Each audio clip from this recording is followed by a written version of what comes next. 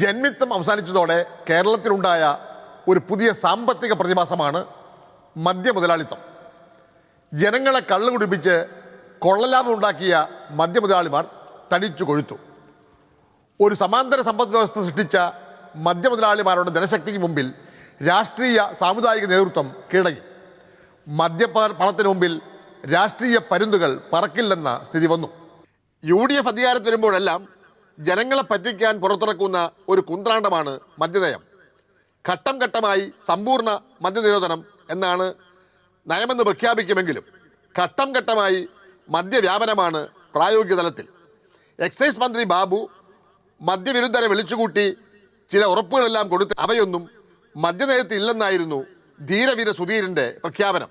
ഈ മേഖലയിൽ പ്രവർത്തിക്കുന്നവർ വെച്ചു പുലർത്തിയിരുന്ന പ്രതീക്ഷകൾ അതിൻ്റെ നിറം കെടുത്തി എന്ന് തന്നെ പറയുന്നതിൽ തെറ്റില്ല. മന്ത്രിസഭ അംഗീകരിച്ച മദ്യനയം UDF ചർച്ച ചെയ്തില്ലെന്നായിരുന്നു പ്രഥമ വിമർശനം. KPCCക്ക് മദ്യനയത്തെക്കുറിച്ച് കേട്ടുകേൾവി പോലുമില്ല. ചെന്നിത്തലയും തങ്കച്ചനും വീരനും മജീദും അറിയാതെയാണ് ബാബു മന്ത്രിയുടെ മദ്യനയ പ്രഖ്യാപനം. മദ്യനയം തിരുത്തുമെന്ന് മുഖ്യമന്ത്രി പ്രഖ്യാപിച്ചെങ്കിലും പുതിയ ഹോട്ടലുകൾക്ക് ബാർ നൽകിയതോടെ ബാബു മന്ത്രി വെട്ടിലായി. മദ്യവിരുദ്ധ പ്രസ്ഥാനക്കാരും മതമല്ലദൃശ്യന്മാരും രംഗത്ത് വന്നതോടെ VM സുധീരൻ വീണ്ടും പത്തുയർത്തി. UDF ചെകുത്താനും കടലിനും ഇടയിലായി. ലോക്സഭാ തെരഞ്ഞെടുപ്പ് വേളയിൽ 418 ബാറുകൾ നിലവാര തകർച്ചയുടെ പേരിൽ അടച്ചുപൂട്ടിയത് ഒരു വോട്ട് തന്ത്രമായിരുന്നു. ബിഷപ്പുമാരെ രംഗത്തിറക്കി UDF മദ്യവിരുദ്ധരുടെ കൈയടി നേടി. തെരഞ്ഞെടുപ്പ് കാലത്ത് തന്നെ റദ്ദാക്കിയ മിക്ക ബാറുടമകളുടെ കയ്യിൽ നിന്നും വിലപേശി പണം വാങ്ങി. അവർക്കെല്ലാം ബാറുകൾ ഉടൻ തുറക്കുമെന്ന വാഗ്ദാനവും നൽകി. ഒരു വെടിക്ക് 2 പക്ഷി. ബാർ പൂട്ടിച്ചതിൻ്റെ പേരിൽ ഖ്യാതി നേടിയ VM സുധീരനാണ് വെട്ടിലായത്. തൻ്റെ തുടർച്ചയായ മദ്യവിരുദ്ധ നിലപാട് കോൺഗ്രസിലൂടെ നടപ്പിലാക്കാൻ കച്ചകെട്ടി ഇറങ്ങിയ സുധീരനെ ഉമ്മൻചാണ്ടിയും ബാബുവും ഒരുപോലെ ചോദ്യം ചെയ്തു. ഒരാൾ മാത്രം മദ്യവിരുദ്ധൻ, ബാക്കിയുള്ളവർ മദ്യമുതലാളിമാരുടെ ആളുകൾ എന്ന നില വേണ്ടെന്ന് മുഖ്യമന്ത്രി ഉമ്മൻചാണ്ടി തുറന്നടിച്ചു. ഉമ്മൻചാണ്ടിയും സുധീരനും 2 തട്ടിലായി. ബാറുകൾ തുറക്കുന്നതിന് ഉടമകൾ നൽകിയ ഹർജി ഹൈക്കോടതി തള്ളിയതോടെ സുധീരൻ പിടിമുറുക്കി. 2 സ്റ്റാർ ഹോട്ടലുകൾക്കല്ലാതെ ഒന്നിനും ലൈസൻസ് നൽകാൻ പാടില്ലെന്ന നിലപാടിൽ സുധീരൻ ഉറച്ചു നിന്നു. മദ്യമാർഗം നിലയിൽ രമേശ് ചെന്നിത്തല അവതരിപ്പിച്ച ഫോർമുലയും സുധീരൻ തള്ളി. ബാറുകൾ അടച്ചിട്ടതോടെ മദ്യഉപഭോഗം ഗണ്യമായി കുറഞ്ഞുവെന്ന് സുധീരൻ. കുറഞ്ഞില്ലെന്ന് മാത്രമല്ല, കൂടിയെന്നാണ് എക്സൈസ് മന്ത്രി ബാബുവിൻ്റെ വാദം. സുധീരനെ പ്രതിരോധിക്കാൻ A ഗ്രൂപ്പ് കച്ചകിട്ടി രംഗത്തിറങ്ങിയപ്പോൾ I ഗ്രൂപ്പിലെ ചില പ്രമുഖന്മാർ രഹസ്യമായും പരസ്യമായും സുധീരപക്ഷത്ത് ചേർന്നു. ബാർ വിഷയം ഒരു രാഷ്ട്രീയ പ്രശ്നമായി രൂപാന്തരപ്പെട്ടു. VM സുധീരൻ്റെ ആദർശങ്ങൾ ഇക്കാര്യത്തിൽ നമുക്ക് 100% അംഗീകരിക്കാവുന്നതാണ്. മുഖ്യമന്ത്രിയുടെ ഇക്കാര്യത്തിലുള്ള നിലപാട് എനിക്ക് മനസ്സിലാകുന്നില്ല. ഒരുപക്ഷെ അവർക്ക് ഈ ബാർ ഉടമകളോടോ മദ്യവ്യാപാരികളോടോ എന്തെങ്കിലും ഉടമ്പടികൾ ഉണ്ടായിരുന്നു എനിക്ക് അറിഞ്ഞുകൂടാ. കോടതി നിരീക്ഷിച്ച് കണ്ടെത്തിയതല്ലേ ഇത് തുറക്കാൻ പാടില്ല എന്ന്. അപ്പോൾ ഇത് തുറക്കണം എന്ന നിർബന്ധ ബുദ്ധിയേക്കാൾ നല്ലത് മദ്യം ആരോഗ്യത്തിന് ഹാനികരമാണെന്ന് ഗവൺമെൻറ്റും പ്രചരിപ്പിക്കുന്നതനുസരിച്ച് നമുക്കിത് വേണ്ട എന്ന് വെച്ചാൽ അതാണല്ലോ അതിൻ്റെ സ്വാഭാവികമായ ബുദ്ധിയും അതിൻ്റെ പ്രത്യുത്തരവും.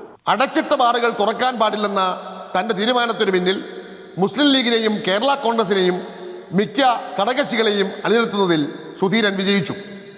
സുധീരൻ്റെ പിന്തുണയുമായി എത്തിയ മതമേലധ്യക്ഷന്മാർ തോക്ക് ചൂണ്ടിയപ്പോൾ ദിവസവും ഉച്ചയ്ക്കും രാത്രിയിലും മദ്യം കഴിക്കുന്ന നേതാക്കന്മാർ പോലും മദ്യവിരുദ്ധന്മാരായി മാറി.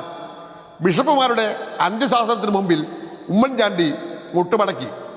ബാറുകൾ തുറക്കാൻ പ്രതിജ്ഞയെടുത്തിരുന്ന ഉമ്മൻചാണ്ടി പറഞ്ഞതെല്ലാം വിഴുങ്ങി UDF യോഗത്തിൽ പുതിയ മദ്യനയം പ്രഖ്യാപിച്ചു.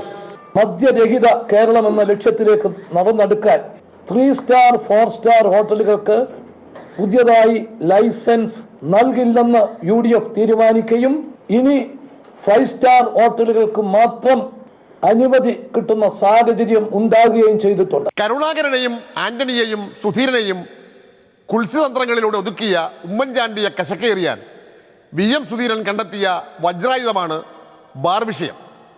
സുധീരൻ്റെ ഭീഷണിക്ക് മുമ്പിൽ 418 ബാറുകൾ തുറക്കാനാവില്ലെന്ന് ശാഠ്യം പിടിച്ച ഉമ്മൻചാണ്ടി പൊടുന്നനവെ UDF യോഗത്തിൽ കുട്ടിക്കരണം മറിഞ്ഞു.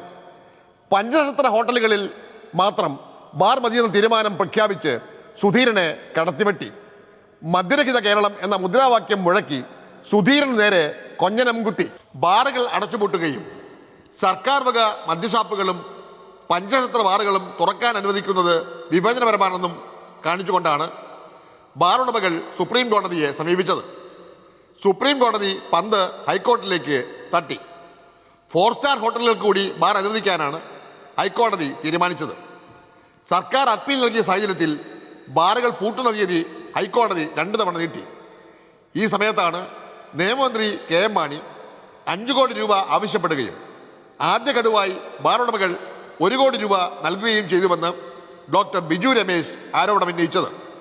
മാണി സാർ 5 കോടി രൂപ ചോദിച്ചിട്ട് കൊടുക്കാത്തോണ്ടല്ലേ ഇത് വന്നത്? തീർച്ചയായിട്ടും അറസ്റ്റ് ചെയ്ത് മന്ത്രിസ്ഥാനത്ത് നിന്ന് മാറ്റി നിർത്തി നിഷ്പക്ഷമായി സെൻട്രൽ ഏജൻസിയെ കൊണ്ട് അന്വേഷിപ്പിക്കുകയാണ് വേണ്ടത്. KM മാണിയെ പിന്തുണയ്ക്കാനാണ് UDF-ഉം ഘടകകക്ഷികളും അത്യാവേശം കാട്ടിയത്. KM മാണി UDF-ന്റെ ഐശ്വര്യവും അഭിമാനവുമാണെന്ന് ഉമ്മൻചാണ്ടി പ്രഖ്യാപിച്ചപ്പോൾ ധീരവീര സുധീരനും ഹല്ലേലൂയ പാടി. എന്നാൽ ഈ ആരോപണത്തിന് പിന്നിൽ വൻ ഗൂഢാലോചനയുണ്ടെന്നാണ് PC ജോർജ് മുതൽ KM മാണി വരെ ആരോപിച്ചത്. മാണി സാറിനെ മുഖ്യമന്ത്രിയാക്കണമെന്ന ആവശ്യത്തിന് തടയിടാനാണ് കോടവിവാദമെന്ന് വരെ കേരള കോൺഗ്രസ് വിളിച്ചുകൂവി. ഇവര് എന്തെങ്കിലും ഗൂഢാലോചന കാണും, തീർച്ചയായും, അതിന് യാതൊരു സംശയമില്ല. പക്ഷേ ഇതൊക്കെ എന്നെയും കേരള കോൺഗ്രസ് പാർട്ടിയെ നിർവീര്യമാക്കാം എന്ന് കരുതിക്കൊണ്ടാണെങ്കിൽ അതുകൂടെ നടക്കുകയില്ല. ഇവർ പറയുന്നതിന് ഒരു വിശ്വാസ്യതയുമില്ല. തെളിവുണ്ടെങ്കിൽ കൊണ്ടുവരട്ടെ, അതല്ലേ വേണ്ടത്. വിജിലൻസ് അന്വേഷണവും CBI അന്വേഷണവും ഏകപക്ഷീയമാകുമെന്ന് ഉറപ്പുള്ളതിനാലാണ് കോടതിയുടെ നിയന്ത്രണത്തിലുള്ള പ്രത്യേക അന്വേഷണമെന്ന ആവശ്യം പ്രതിപക്ഷം ഉന്നയിച്ചത്. എന്നാൽ അഴിമതികൾ മൂടിവയ്ക്കാൻ ബാറുടമകളിൽ നിന്നും പണം പറ്റിയവരെല്ലാം ഒറ്റക്കെട്ടായി. ഉമ്മൻചാണ്ടി കേരളത്തിൽ ഏത് അഴിമതി നടന്നാലും അതിൻ്റെ അറ്റത്ത് അദ്ദേഹം ഉണ്ട് എന്നുള്ളതാണ് ഇതേവരെ വന്നിട്ടുള്ള എല്ലാ കാര്യങ്ങളിലും വ്യക്തമാകുന്നത്.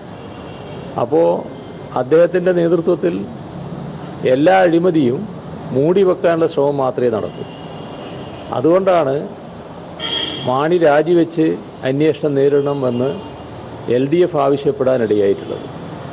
ആ അന്വേഷണത്തിൻ്റെ പരിധിയിൽ മുഖ്യമന്ത്രിയും എക്സൈസ് മന്ത്രിയും ഉൾപ്പെടേണ്ടതായിട്ടുണ്ട്. KPCC അധ്യക്ഷൻ VM സുധീരൻ്റെ ഏക അജണ്ട സമ്പൂർണ്ണ മദ്യനിരോധനം മാത്രമാണ്. എന്നാൽ മദ്യവർജനമാണ് UDF ലക്ഷ്യമെന്നാണ് UDF കൺവീനർ PP തങ്കച്ചൻ്റെ ഭാഷ്യം. ലോകത്തിൽ ഒരിടത്ത് നടപ്പിലാക്കാൻ കഴിയാത്ത മദ്യനിരോധനം അപ്രായോഗികമാണെന്നാണ് മിക്ക കോൺഗ്രസ് നേതാക്കളും അടക്കം പറയുന്നത്. മദ്യ നിരോധനമല്ല, മദ്യവർജനമാണ് UDF-ന്റെ നയം. അത് ഘട്ടഘട്ടങ്ങളിലായി നടപ്പിലാക്കും. UDF-നെ സംബന്ധിച്ചിടത്തോളം കൃത്യമായിട്ടുള്ള സംഗതി 10 വർഷം കൊണ്ട് സമ്പൂർണ്ണ മദ്യനിരോധനം. മദ്യമുതലാളിമാരിൽ നിന്നും സംഭാവന പിരിച്ചത് ജനപക്ഷ യാത്രയ്ക്ക് തികച്ചും അപകടകരമായി തീർന്നു. ക്ഷീണം തീർക്കാനാണ് മദ്യമുതലാളിമാരുടെ വോട്ട് വേണ്ടെന്നും കോൺഗ്രസുകാർ അവരുടെ സംഭാവന വാങ്ങില്ലെന്നും പ്രഖ്യാപിച്ചത്. മദ്യപാനികൾക്ക് സീറ്റ് നൽകില്ലെന്നാണ് സുധീരൻ്റെ നിലപാട്. ഇത് പ്രാവർത്തികമായാൽ കോൺഗ്രസ് സ്ഥാനാർത്ഥികളാവാൻ മദ്യനിരോധന സമിതിയിൽ നിന്നും ആളെ ഇറക്കേണ്ടി വരും. മദ്യലോബിയെ പ്രീണിപ്പിക്കാനും തുണയ്ക്കാനും ആദ്യം മുതൽ ശ്രമിച്ചിരുന്ന ഉമ്മൻചാണ്ടി സുധീരനെ തോൽപ്പിക്കാനാണ് ബാറുകളെല്ലാം പൂട്ടാൻ തീരുമാനിച്ചത്. മാണിസാറിനെതിരെയുള്ള കോഴക്കേസ് മുറുകിയപ്പോൾ ബിഷപ്പുമാർ മദ്യവിരുദ്ധ സമരത്തിൽ നിന്നും പിന്മാറി. ബാറുകൾക്ക് പകരം ബിയർ വൈൻ പാർലറുകൾ അനുവദിക്കാൻ ഉമ്മൻചാണ്ടി തീരുമാനിച്ചത് VM സുധീരൻ്റെയും മുസ്ലിം ലീഗിൻ്റെയും കടുത്ത വിയോജിപ്പോടെയാണ്. എന്നാൽ അവരെല്ലാം ഉമ്മൻചാണ്ടിയുടെ കുശാഗ്ര ബുദ്ധിക്ക് മുമ്പിൽ ആയുധം വെച്ച് കീഴടങ്ങി. വിജയമല്യയുടെ കിങ്ഫിഷർ കമ്പനിയുമായി നടത്തിയ ഒരു രഹസ്യധാരണ അടിസ്ഥാനത്തിലാണ് വിദേശ മദ്യ ബാറുകൾക്കെല്ലാം ബിയർ പാർലർ ലൈസൻസ് നൽകാൻ സർക്കാർ തീരുമാനിച്ചത്. ആകെയുള്ള ബിയർ വിൽപ്പനയുടെ 10% കോഴയായി അല്ലെങ്കിൽ മാസപ്പടിയായി രാഷ്ട്രീയ നേതൃത്വം നൽകുമെന്നാണ് കരാർ വ്യവസ്ഥ. ബിയർ പാർലറുകൾ വ്യാപകമായതോടെ കിങ്ഫിഷറിൻ്റെ ഏറ്റവും വലിയ ബിയർ വിപണിയായി ഞൊടിയിടയിൽ കേരളം മാറി. ഓരോ ബാറുകളിലും ഉണ്ടായിരുന്ന എല്ലാ തൊഴിലാളികൾക്കും തൊഴിൽ കൊടുക്കണമെന്ന വ്യവസ്ഥയിൽ ബിയർ വൈൻ പാർലറുകൾ അനുവദിക്കും. ബിയർ പാർലറുകളിലൂടെ 20%-ലധികം ആൽക്കഹോൾ അടങ്ങിയ വീര്യം കൂടിയ ബിയർ വിതരണം ചെയ്തു തുടങ്ങി. 650 മില്ലി ബിയർ അടങ്ങിയ ഒരു കുപ്പി ബിയർ കഴിച്ചാൽ 2 ലാർജ് പെഗ് മദ്യം കഴിച്ചതിൻ്റെ കിക്ക് കിട്ടും. ബാറുകളിൽ പോയി വിസ്കി, ബ്രാൻഡി, റം തുടങ്ങിയ ഇന്ത്യൻ നിർമ്മിത വിദേശ മദ്യം കഴിച്ചു ശീലിച്ചവർ മാസങ്ങൾക്കുള്ളിൽ സ്ട്രോങ് ബിയറിൻ്റെ ഉപാസകരായി. ബാർ ലൈസൻസ് ഫീസ് 23 ലക്ഷം രൂപ കൊടുത്തിരുന്ന മദ്യമുതലാളിമാർക്ക് ബിയർ പാർലറിന് 4 ലക്ഷം കൊടുത്താൽ മതി. സർക്കാരിന് വൻ നഷ്ടം. മദ്യനയത്തിലെ പുതിയ മാറ്റങ്ങളുടെ ഇമ്പാക്റ്റിനെ കുറിച്ച് സമഗ്രമായ ഒരു പഠനം ഒരു എക്സ്പേർട്ട് കമ്മിറ്റിയെ കൊണ്ട് നടത്തിക്കുന്നതാണ്. ബാറുകൾ പൂട്ടിയെങ്കിലും കേരളത്തിലെ മദ്യവിൽപ്പന മാസം തോറും കൂടിക്കൊണ്ടിരുന്നു.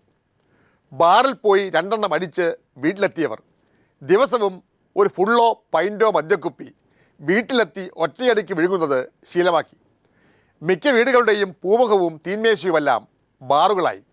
കുടുംബ ബാറുകളിൽ കുടുംബാംഗങ്ങളും അയൽവാസികളും ഒത്തുചേർന്നു. ഭയസങ്കോച ബോധമില്ലാതെ സാമൂഹ്യ മദ്യപാനം വളർന്നു. ഭാര്യയും കുട്ടികളും വരെ മദ്യത്തിൻ്റെ രുചിയിൽ മയങ്ങി വീണു.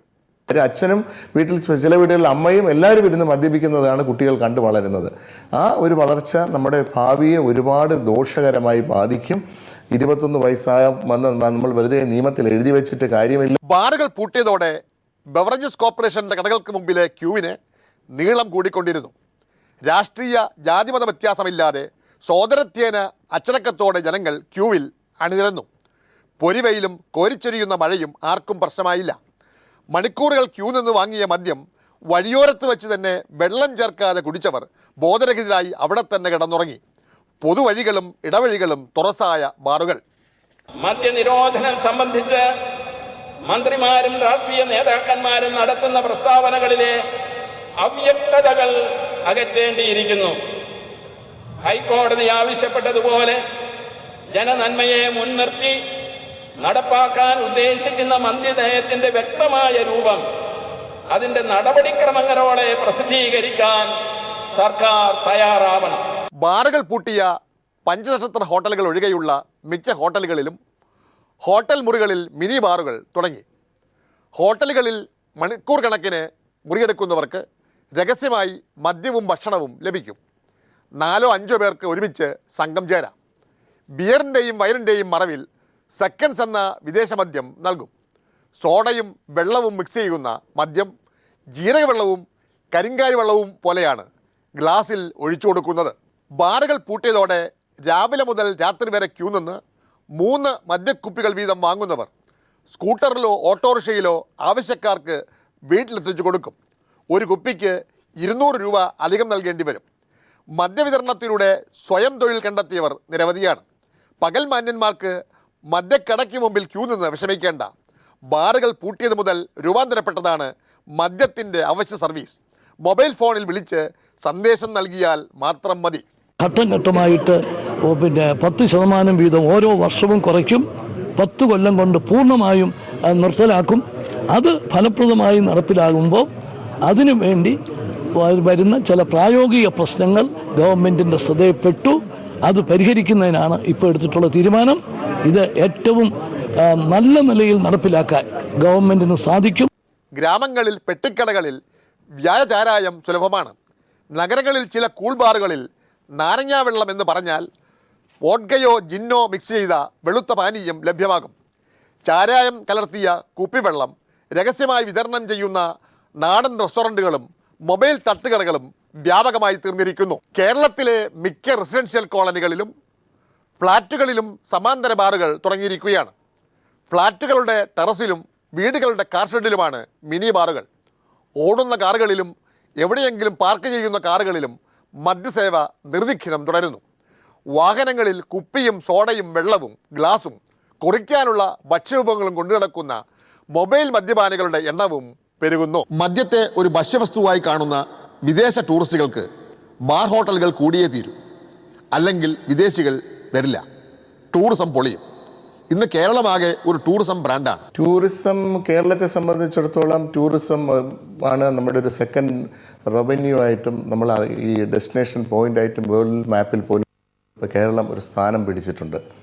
അത് കണക്കിലെടുക്കുമ്പോൾ കേരളത്തിലെ ടൂറിസ്റ്റുകൾക്ക് വേണ്ടി 3 സ്റ്റാർ ഹോട്ടലുകൾ ബാറ് ടൂറിസം മേഖലകൾ നൽകേണ്ടതാണ്. കേരളത്തിൽ ഇന്ന് കള്ള് ചത്ത് നാമമാത്രമാണ്.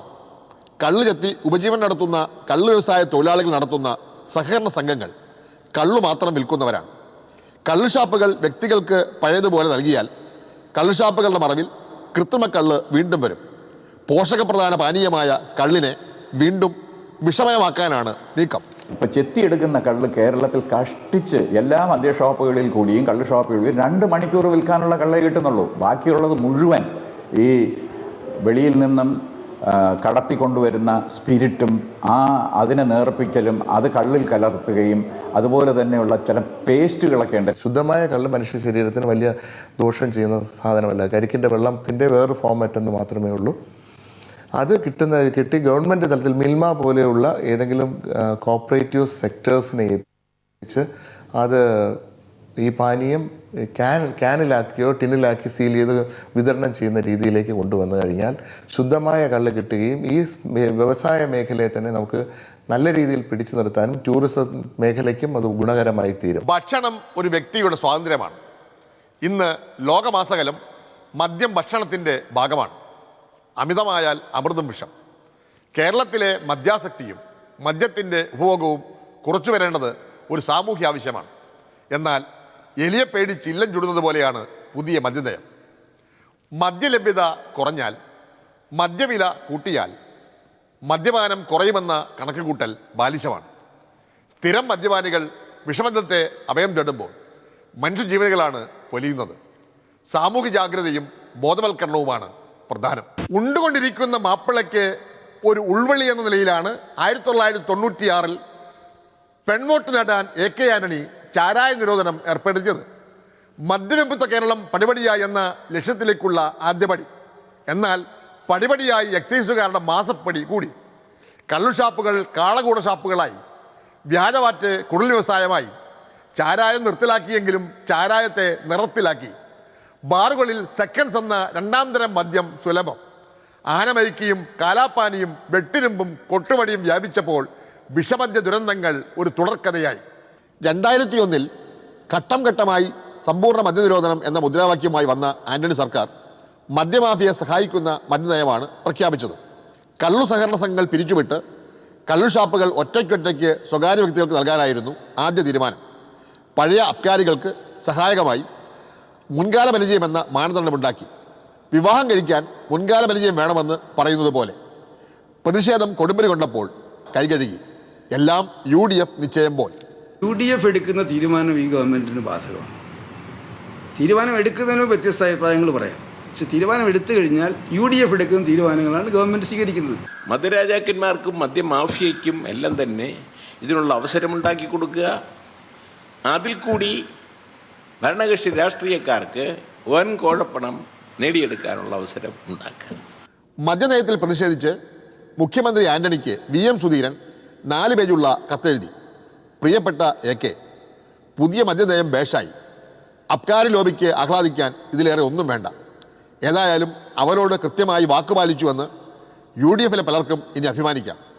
ഇതിനെല്ലാം കനത്ത വില നൽകേണ്ടി വരും. സ്നേഹാദരപൂർവ്വം സുധീരൻ. ഈ മദ്യം വിറ്റ് കാശാക്കി അത് വിഷമദ്യം കൊടുത്തായാലും വിരോധമില്ല. ഈ സമൂഹത്തെ വളരെയേറെ ചൂഷണം ചെയ്യുന്ന ഒരു ലോബി ഇവിടെ ഏറെക്കാലമായി പ്രവർത്തിക്കുന്നു എന്നുള്ളതൊരു സത്യമാണ്.